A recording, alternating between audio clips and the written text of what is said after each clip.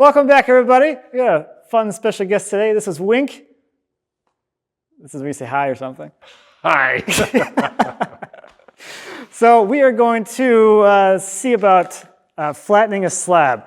So Wink has bought wood for me in the past, and on the last load of stuff that he had purchased, I had this slab, this whole log dried, and we got it in here and realized that it was super twisted.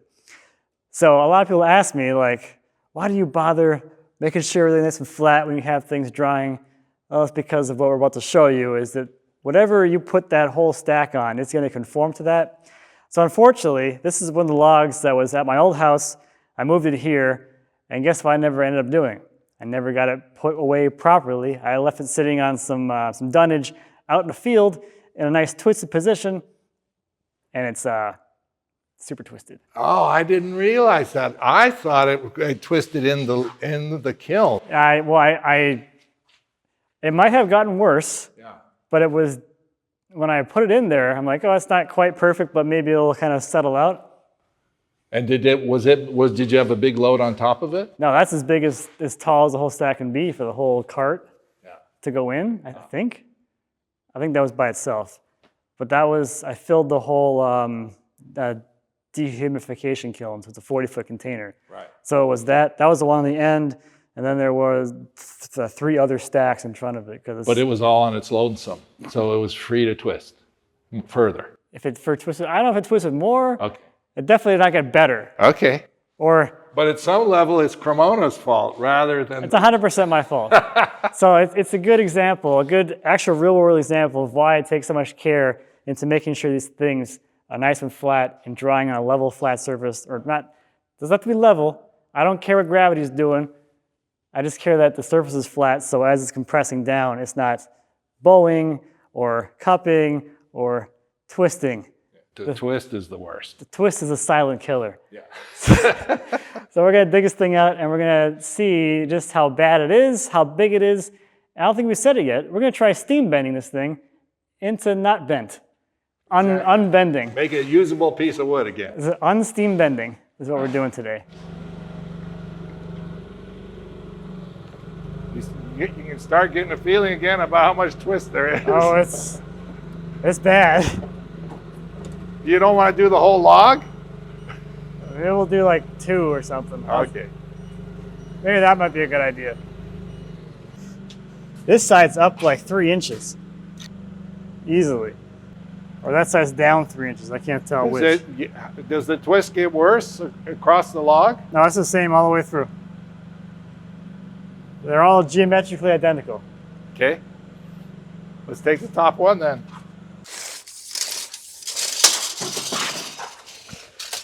Okay. 125 inches.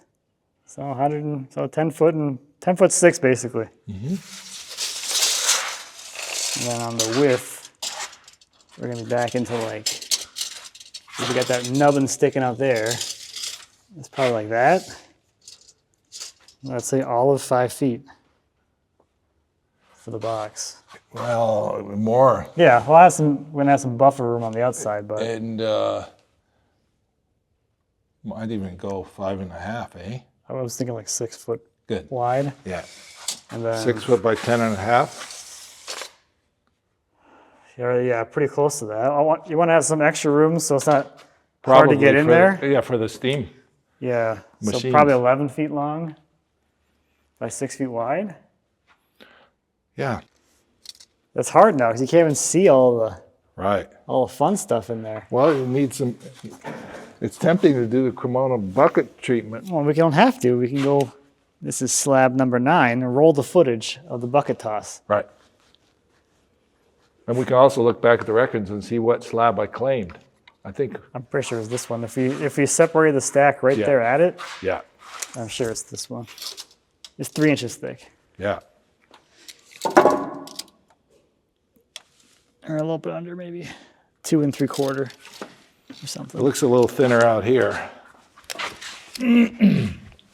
That's probably 2 3/4, maybe 3 even. Yeah. 2 3/4. Yeah. All right. Let's make a box, I guess. Okay, now we have a plan for our steam box. We're going to make it. Here is a bunch of exterior plywood. This is the temporary roof deck that we used when we put the addition on the sunroom addition for the winter. So this will be a good use for that because it's been sitting in the barn for a couple of years now and has not been used. I bought a few of these self-contained steam generator units. There's a lot of ways to make, steam. This is more of a, I don't have time to deal with other things right now. This is a very cost-effective solution for making steam.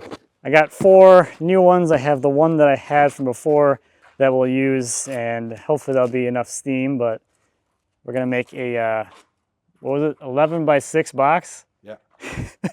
Out of this plywood.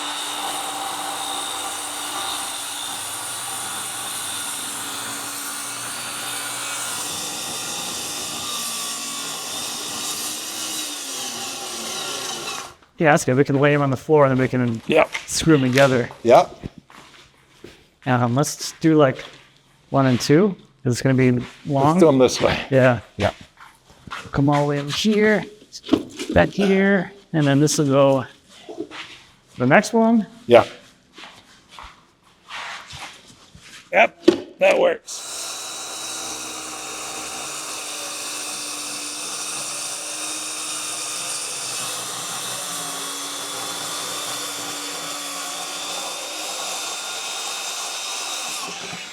That goes here. Oh, that's the left. That's the scrap. Sorry. Yeah, you're right. There And then this will go, once I cut a foot off of it, should fit there. Yep.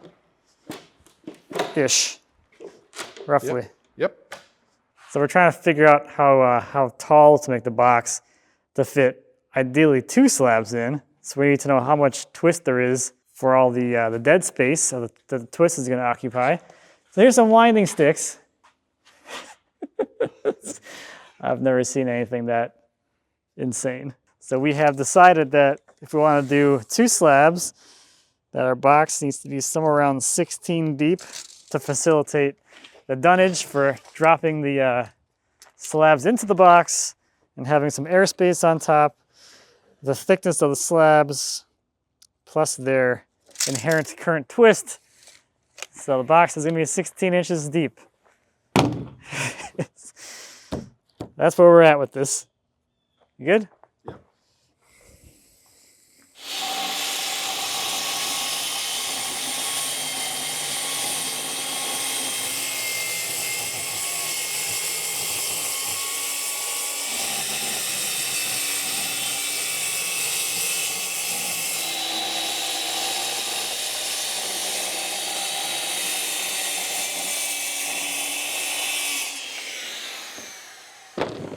There are all the plywood parts ready to go. The bottom and lid, I guess, if you want to call it that. So now to complete these boxes, we're going to make some little strips that we'll be able to screw and join everything together with. And then Wink is going to start screwing stuff together until he runs out of screws, until I get back with more screws.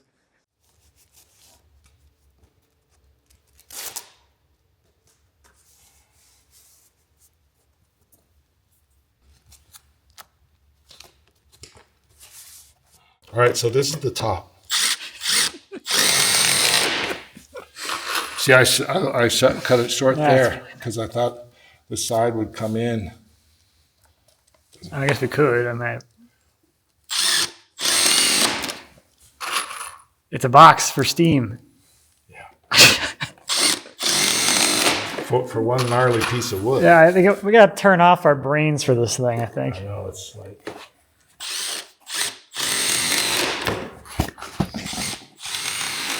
This is not a quality heirloom box.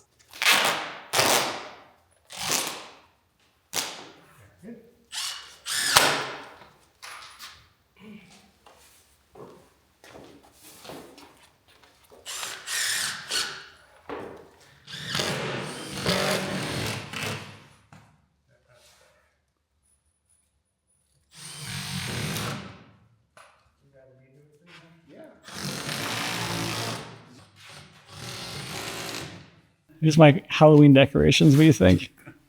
It's looking all right, sure. All right, let's get some duct tape. That'll fix. I think it's gonna be fine. Yeah, we'll just put some 1x in the corners.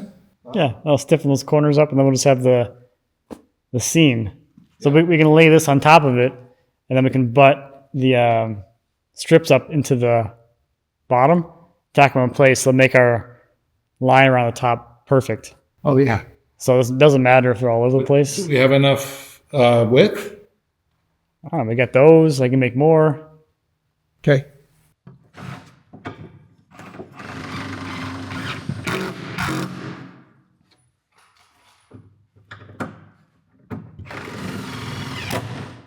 We're gonna test fit the bottom onto the lid, because that sounds easier. Right?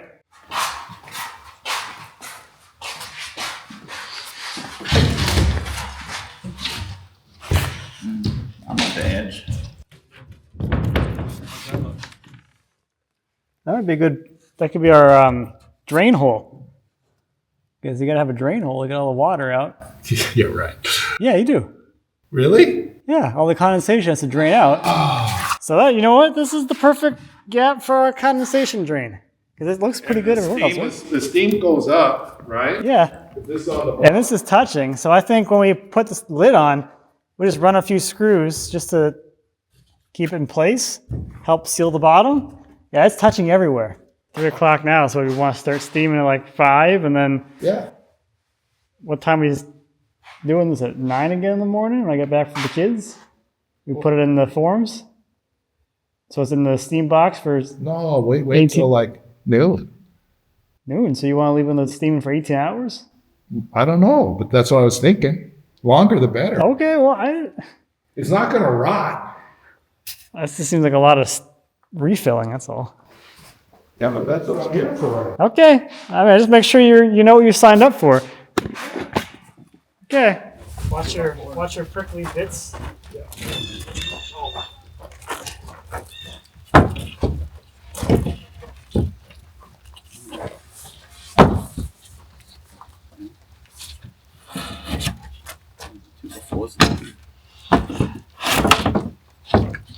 So there is the bottom of the form out here on the sawhorses where the steaming action is going to happen.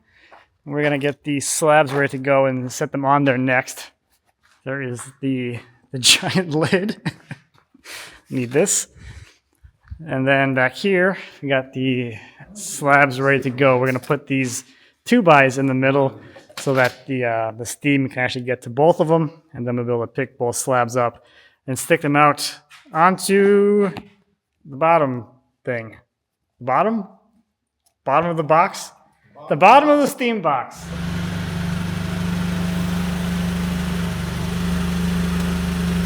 No problem. No worries for you.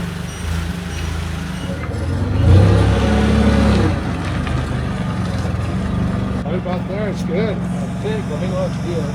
Yeah, that looks good, man. We got on that side? It looks good on this side. How about on this How end? about left to right, end to end? Yeah, no, we're too far. So we're gonna go that way? You know, it's easier. Butch? Oh, no, because everything will No, I fall. can. Oh, yeah. That's right. Where do you want to go? You tell me where. I know. We're very close right now. An inch back that way. There. And now you can really see how like screwed up it is. All right, we got it on there. Let's try to get the forklift out and then put the lid on, I guess.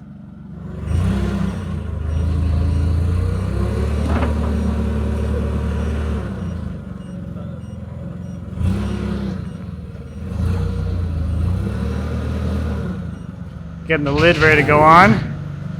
There's our lid lift.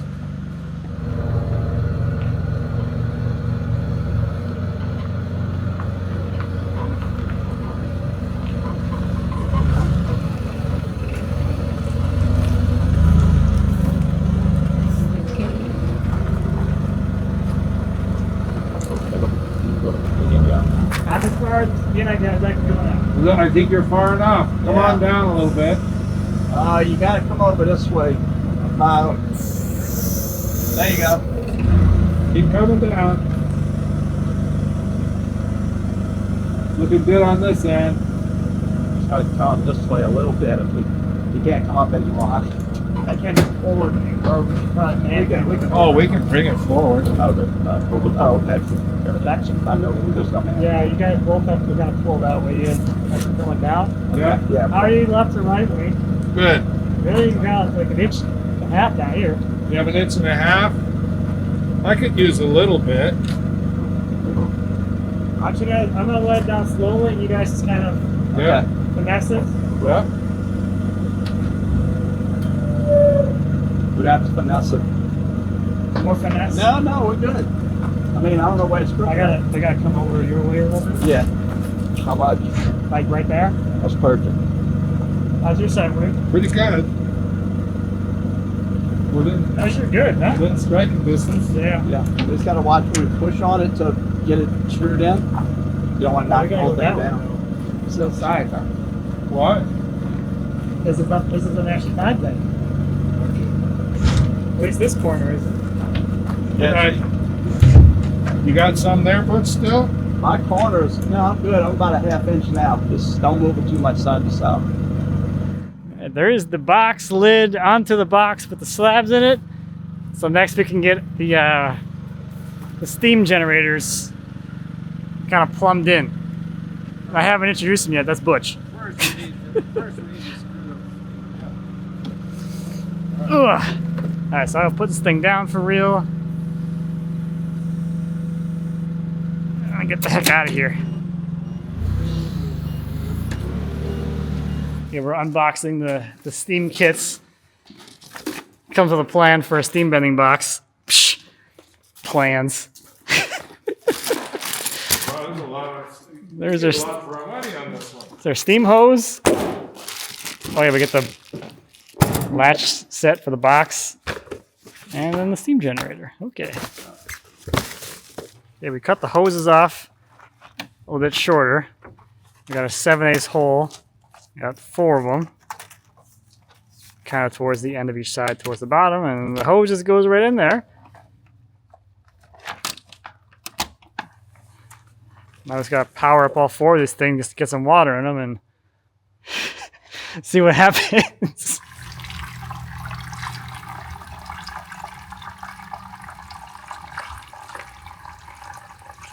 Okay, the steam generators have warmed up and are currently boiling.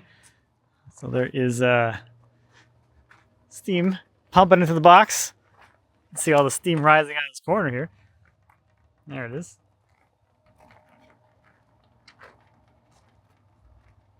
So it's currently, what time is it?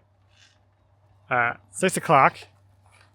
We're going to be running this thing overnight. Wink is going to keep an eye on the the steam things, refill them as needed kind of overnight, and then we'll do a real solid run in the morning. But this evening one is sort of like a preheat, pre-run kind of thing. And then we'll see if it works in the morning, I guess. All right, good morning, everybody. The steam thing is still cooking away. So what we ended up doing was we started up last night before dinner. Wink stayed in the barn, and he refilled the steamers around 9 o'clock. Before I went to bed at 11, I came back out and filled up again.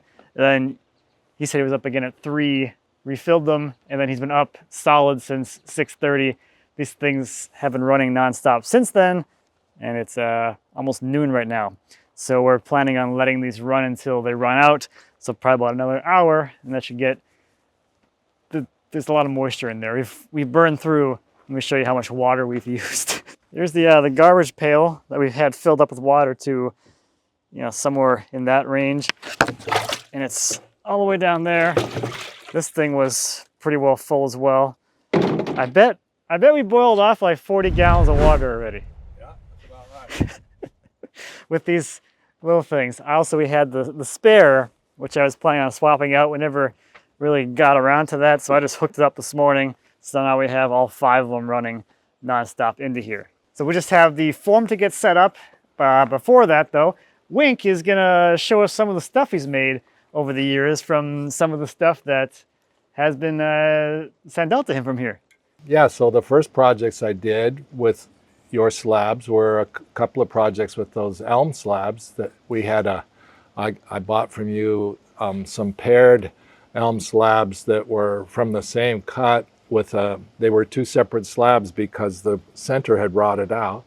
So if I wanted to make those into a table, I had to decide what was going in the middle. And I like wood and not plastic so much. And so A lot of people do. yeah, rather than make a river table, I decided that that table ought to have a walnut center.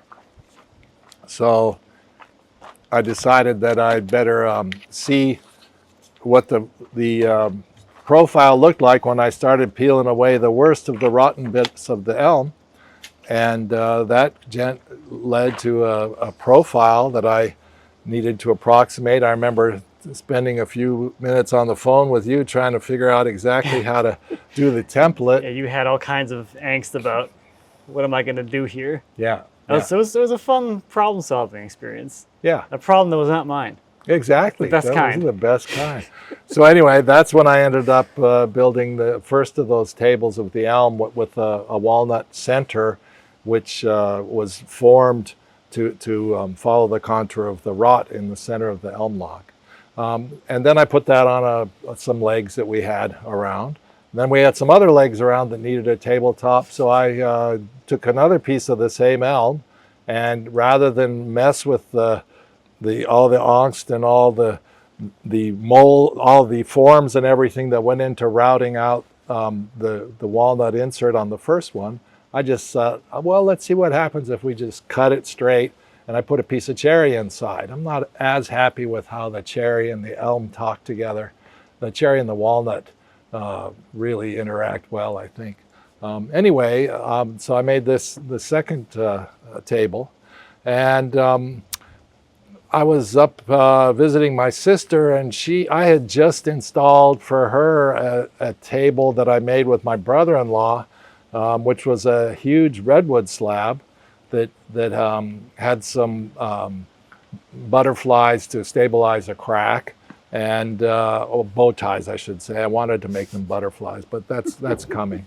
But they're bow ties, and she saw that table and loved it. So we put that on some legs in her house.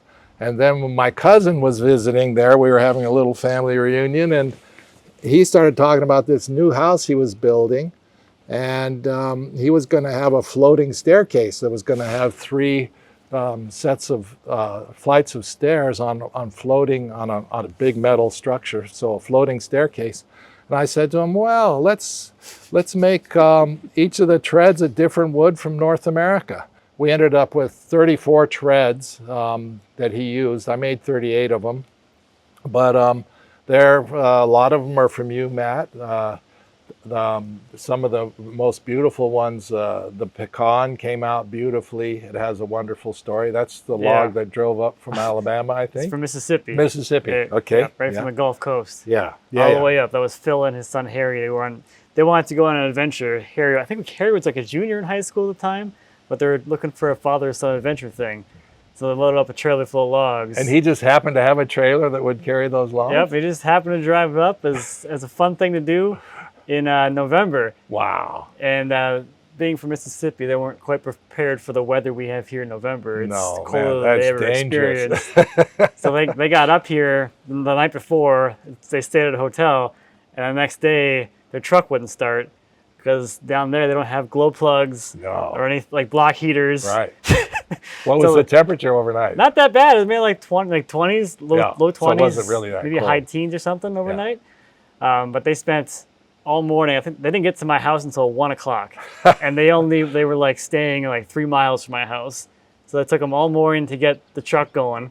And they finally got there, like, I'm not turning this thing off anymore. Yeah. They left it running the whole afternoon, and then it was November, so it gets dark at like 4:30. Right. So we only got out there for a few hours. Yeah. Then they're like, okay, we're gonna leave now, and they drove straight back. Wow.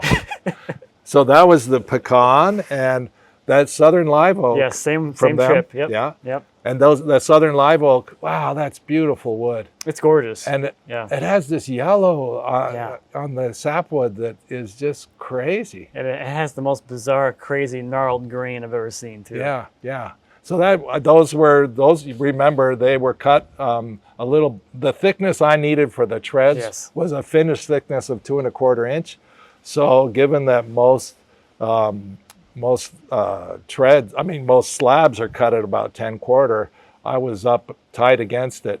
And in that case, they were a little thin, and I had to Yeah. glue them together. Yeah. But it came out well. The other piece, where did the honey locust come from? Minneapolis. Okay. Yep. Yeah. I can't remember. I have this all written down. You've told me before, but I have it all written down in my head somehow. yeah, I know. As if You I remember, really, I remember all these things for some reason. Yeah. Well, they're your old friends. Yeah. And then the white ash is obviously has a sort of terrible, sad story to tell that we're losing it all. And The stuff that I had that you got from me was all before that. yeah, before the borer. Even before the borer, yeah. Is That the was- borer here? Yeah, so all my dead trees over there. Ah. Those are all the, you can I was spot all looking- the ash trees now. Yeah. You know exactly which ones are ash because Yeah. they're bare. Yeah. So I was looking across this morning and I'm thinking, how could those trees have dropped their leaves already? Nah. They never had any. Yeah, they didn't have much. They didn't even leaf out this year, most of them. Yeah. What a shame. Yeah. All right, well, let's get our form prepped and Awesome. the mad hustle of getting this thing out of the box and into the form. Yeah. And see if the box holds up. Well, Yeah. If it doesn't. it served its purpose at this point. Exactly. It is no longer necessary. It owes us nothing at this point. Right. But we probably should take a lot of these screws out. I'll take all the bottom ones out. Yeah. All right. Good. Okay, here is the setup back here. So we know, or we assume that the slab is going to have some amount of spring back. So the two that are on the bottom side of the log, these two bunks, they are tapered. So I have cut a taper into them in the opposite direction of the twist. So this was the high side. So this is a 1/2 inch lower on this side versus this side, and 1 inch lower on this side versus this side. So that when we actually put this thing on here and we clamp it down, it will twist further in the opposite direction. And then when it comes out of the forms, it should kind of spring back into flat. At least that's the plan. The offcuts from here are glued onto their mating top bunk pieces. So those will go on top, and that'll give us still a flat surface on top to start piling on some weight. So the first thing that's going to go on there, we have these workbench kit slabs. I've made a mat out of those, so they, they're overlapping. Then on top of that, we're going to set the forklift. So with that and the lift, we should have 12,000 pounds of clamping force sitting on top of that stack. So now it's time to do the mad dash. I'm going to use a skid steer since it's more maneuverable to pull the lid, pull the slabs out, bring them in, and then we'll bring the telehandler in after setting the mat on the stack to set the forklift onto the stack.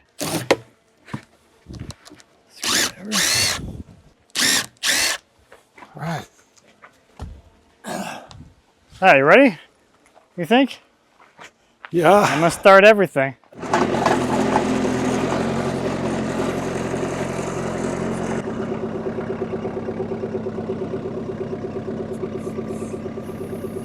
Whoa, whoa, whoa, whoa.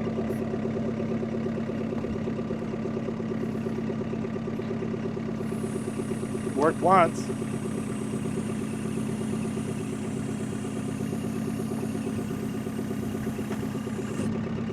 I missed a screw. It's okay. It's wedged on the wood.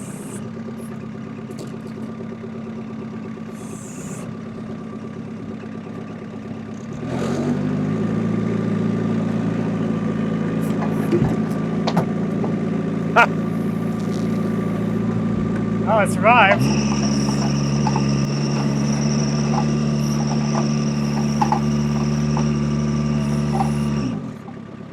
Oh, they're steamy. Yep.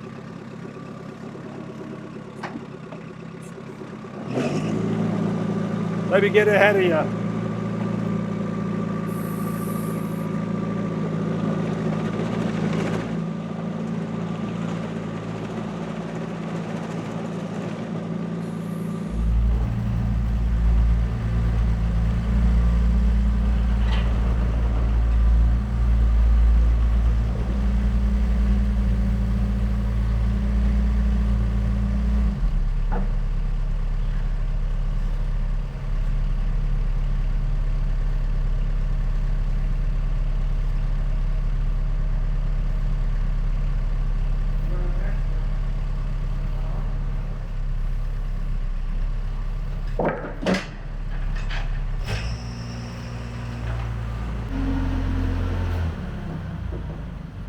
Make sure I did these right, Matt.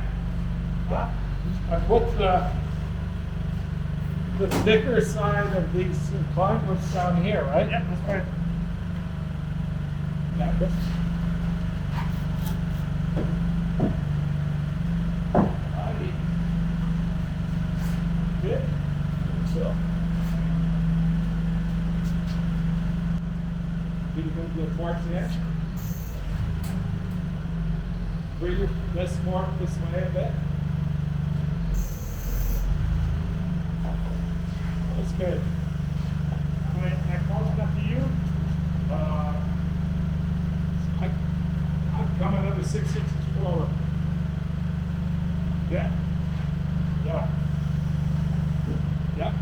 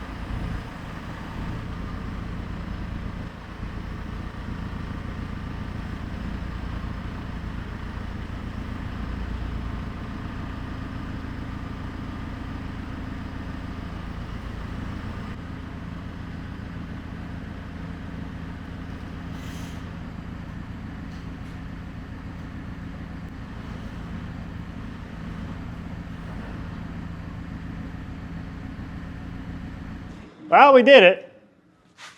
Congrats, man.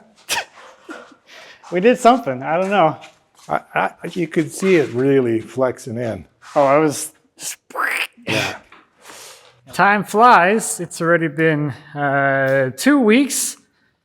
So it's time to get this forklift down and see what these things look like.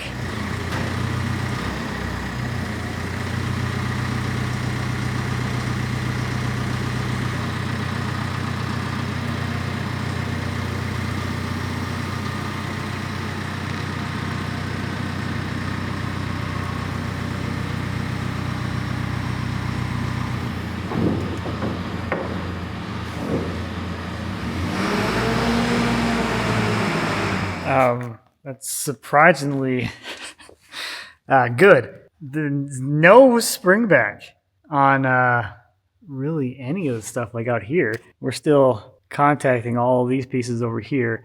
You know, there is some warp from the separation here, but for the most part, I mean, that is right down to the form, like pretty well right there. I'm actually surprised there isn't more spring back at this point. That's crazy. It looks like maybe a little bit of a gap right there.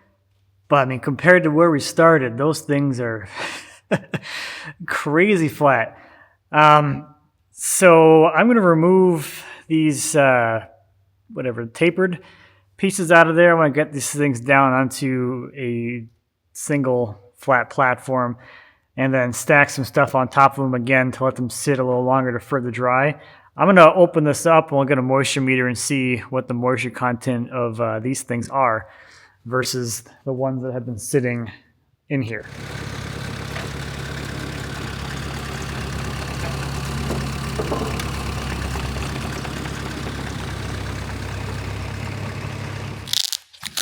Okay, let's take a look.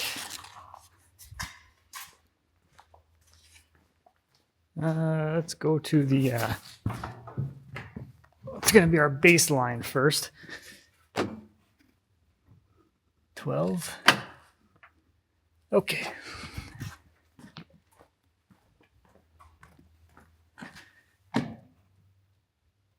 So we got a little moisture still, but not as much as I thought we'd have. It's not too bad. So I'm going to get these twisted members replaced, and we'll get this thing stacked back up here. And when Wink gets back here, whenever that is, we'll take another look and see where they are at moisture-wise.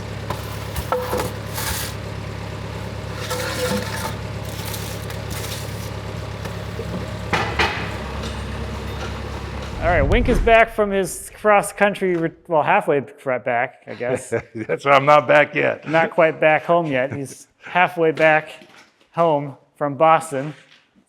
Stopping back in, and we're going to take a look and see how these things are doing.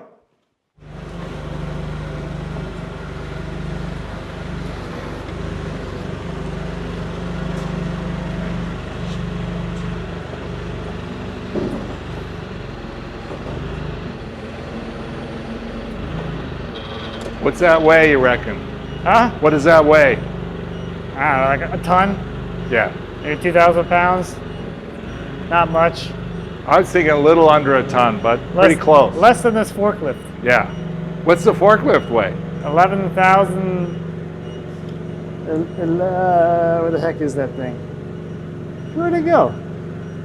Oh, there it is. 11,135 pounds, plus or minus 5%.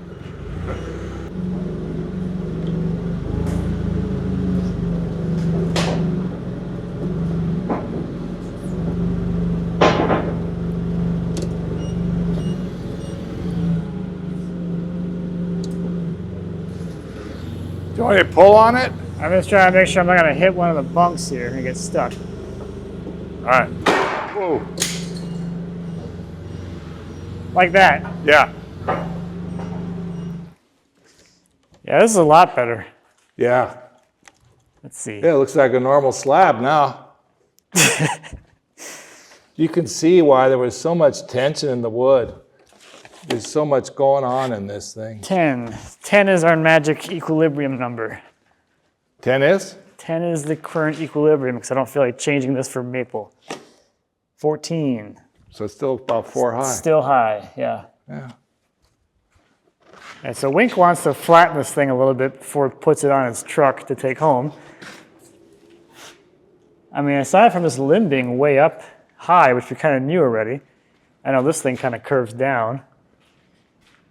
The majority of it, how's that side look? Is that pretty flat? It's pretty good. It's out. But the trouble is it's pretty wobbly there. There's a broken piece. I don't know what you think I should do about that. Oh, I might take it off and then glue it back on later. yeah, we have to stabilize it. I mean, normally with this stuff, like, Yeah, I have to stabilize if you were it. planning on doing epoxy fill, you do that first before flattening. If we had time, we would. So you don't break it, because that's going to get chewed up by the cutting head. Right. So the original intention was for me to go ahead and surface this for Wink to save him some time, because, you know, it's already here. Might as well just zip it into flat. But one of the downsides to doing that is if you're going to surface something that has these kind of defects in them, and you're planning on filling them with epoxy anyway, servicing them now is going to cause all of this detail to get lost. This will get all torn, these little fibers get completely removed and blown out. So ideally, and you see me do this when I do my own epoxy fills and things like this, is to fill them now before doing any surfacing. That preserves all the crispness in the edges and the details. You know, things like this don't get completely blown out and you don't have this giant weird devoid area with no grain sitting in it because this whole chunk got torn away. It just makes a lot more of a crisp, clean look. So that's what Wink is going to do, is take it back like this, and then that'll give us some more time to dry as well. And then he'll go ahead and fill it and do all the flattening later on. So it's going to work out pretty well. I'm sure someone's going to be asking about the splits through here. What's up with that? The tree, if you go back and look at the original video, go back and look at the original log, it had a lot of ring shake. That's where there is a separation in the actual growth ring of the tree. So when it dries, it ends up completely split like that, which for this type of stuff doesn't really matter because it's all kind of part of the I don't know, the figure or the the overall look of the slab, but that's kind of the thing you're going to get. Ring shake right here, and as they're coming out here, that is actually releasing and opening up. This is a piece of honey locust that Wink is taking back too. It also had ring shake, so you can see this looks like the live edge of the tree, but it's not. There's actually another piece that goes right here, and that is this stick right here. This edge here nests perfectly into the other one. That's because that was a ring shake where there was complete separation in the growth rings of the tree when it was living, so that when it's sawn and dried, it just completely separates as its own little piece. There you go, ring shake. Complete disconnection along growth ring.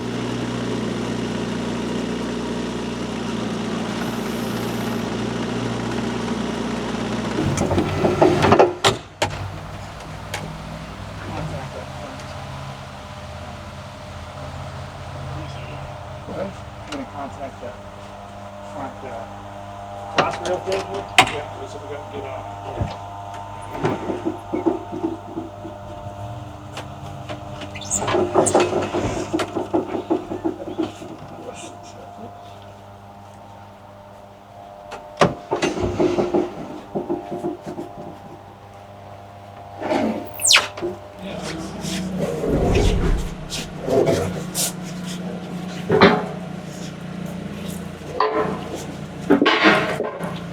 There.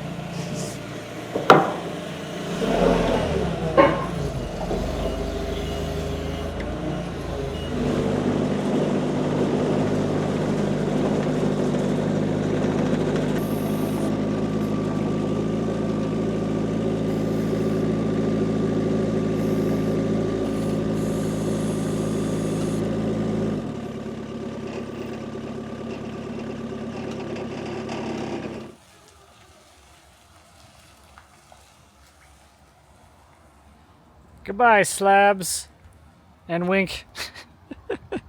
And now it's been 2 months. I'm getting moisture readings within 1% of each other, depending on where you go on the slab. So this is basically back to the equilibrium state that one there is at. So this is kind of where it's going to end up. So I have the next slab in the set to give you an idea of the before of this thing. And you can see that thing is way the heck up in the air, all over the place. Coming around to this side here kind of dips down and goes off on its own little adventure. So that's the before, and this is after. Like, it's definitely not perfect, but by comparison, it's incredibly better. That's all nice and down on the bunks. Down here, pretty well flat across the width. If you look down this way, most of that twist is gone. We have a little bit of cup right here where this limb was, but as a before and after, what a crazy difference. Now, because this was a first time kind of trial experiment sort of thing, one thing that I kind of learned through this process is you probably need more bunks or stations or stanchions along the length here. So you can tell where the bunks were. We had one resting right here holding this tippy top of this limb down, and the next one was kind of down here somewhere. So you probably should have had something in between to help force this down and keep it down, because we do have a pretty good amount of lift right there where this branch was, or this big limb was. So now that I know this works, I think at some point when I have some free time, I'm going to go through. I have the box sitting outside still. I'll go through and steam flatten the rest of the stack just to kind of get them in the same place as this, and then they'll be usable again as whole pieces, and it's kind of cool. I think like this is a legitimate like solution to this problem. I think on this one we had a little bit of an advantage because we do have all of the splits in here from all of the ring shakes, so we're kind of dealing with smaller sections that we're twisting back into place. But I think overall this is promising. definitely promising.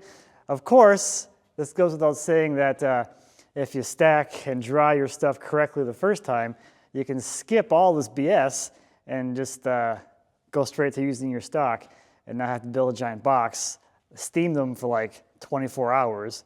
No, it wasn't 24, it was like 18 something hours, and then rush to put them in a form and leave them to sit for a few more months. So that's a success, I think. So big thank you to Wink for coming out for a few days and doing this weird project with me. It was definitely a fun experience, and he made it back okay with his load of wood, and he's already started on his table project. So that's super exciting. I'm looking forward to seeing how that progresses. Also, big thank you to Butch, who was in town that day. He stopped by for a visit and gave us a hand making that giant steam box. I think that's going to do it for this one. This is fun. This is a weird, crazy thing, and I like when weird, crazy things actually have some promise.